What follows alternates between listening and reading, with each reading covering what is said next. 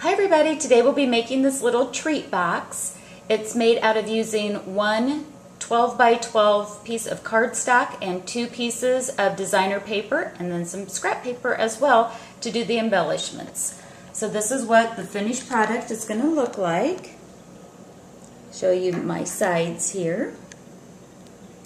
Going to lift those up a little bit and we'll move them around. So I've got some flowers on the outside of each of these.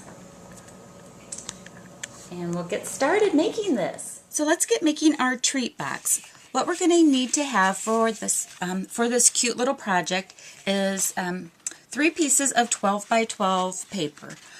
One 12 by 12 needs to be a cardstock weight, and then 2 12 by 12s in designer paper. This happens to be from the Greenhouse Gala designer paper series, and it will be available July 1st in the new catalog. So with our cardstock, this is going to be the base of the treat bag, or the treat holder, is we'll take our 12 by 12 and we're going to score it. This is my scoring blade. We'll score it at 4 and 8. Turn the paper. I have my thing upside down. I've already pre-scored it so that it goes a little faster here. So we turned it and we score at 4 and at 8 again, so that when we end up we have 9, 1, 2, 3, 4, 5, 6, 7, 8, 9 squares on our cardstock.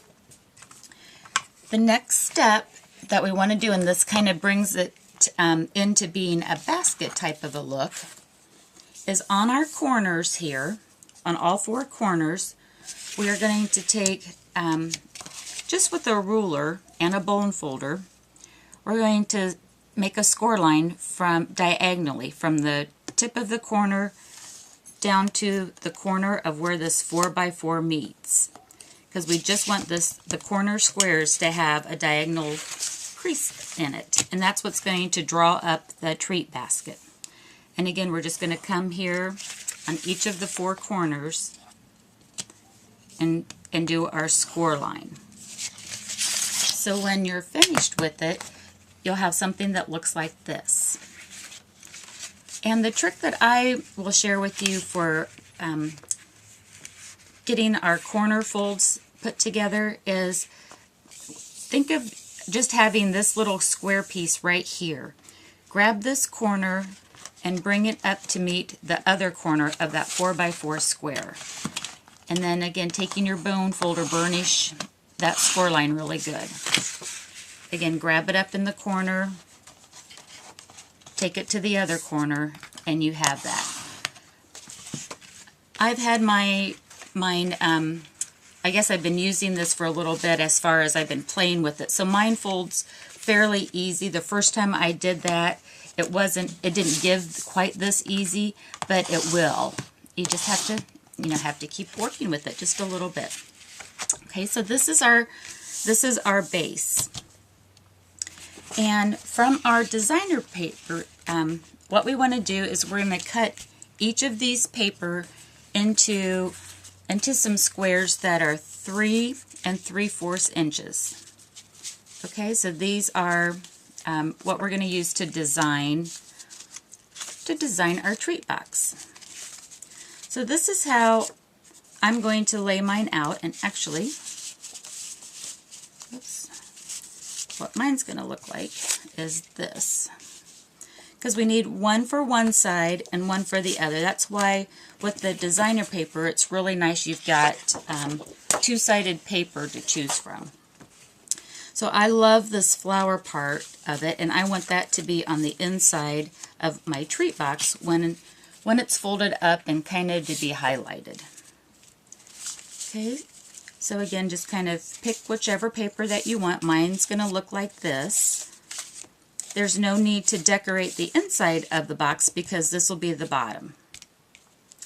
Okay, so when you've got your pattern that you like, on the corner pieces, I'm going to take this and I'm going to cut it diagonally so that it fits here on the corner. So I'll be back when I have those cut. Okay, I thought maybe you'd like to see how I cut those diagonally, so I saved one to show you. And on my on my trimmer, I just lined up the corner to corner on the cutting groove, and then just came up like that. That's how we want to slice our one of our 3 3/4 inches square. Okay, so now let's go ahead and we'll start putting those down onto our base here. And we do want to remember that we have 2 sides that we're going to decorate. So I'll go ahead and we'll get one side of this started, and then you can see how we're going to do it. So just with some snail adhesive, I'm going to go ahead and start with my pieces that I just cut diagonally and put those on the corner.